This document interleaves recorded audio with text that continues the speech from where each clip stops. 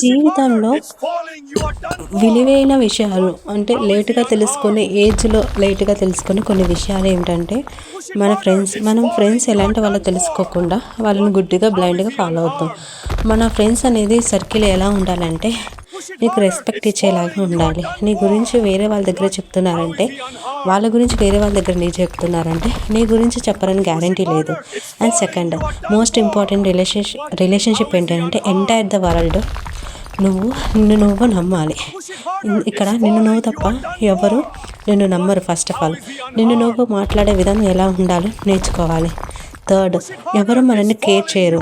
మన హార్డ్ వర్కే మన లక్కే మన రిజల్ట్ ఇస్తుంది. నీ హార్డ్ వర్కే నీ లక్ వల్ల రిజల్ట్ ఇస్తుంది. ఇది మన లెర్న్ విత్ ఏజ్ అనమాట. అంటే లేట్‌గా తెలుసుకునే ఏజ్‌లో కొన్ని విషయాలు థర్డ్ పాయింట్. అండ్ ఫోర్త్‌ది, కొన్నిసార్లు గుండె బద్దలైనంత అయినా మన ఫెయిల్యూర్స్ ఒక పార్ట్ ఆఫ్ లైఫే, కానీ అదే లైఫ్ కాదు. Fifth, there is no place like home అనమాట. ఈ ఈ ప్రపంచంలో హోమ్ కంటే సేఫ్టీ ప్లేస్ ఎక్కడా ఉండదు. ఫేవరెట్ ప్లేస్ కూడా ఏమి ఉండదు.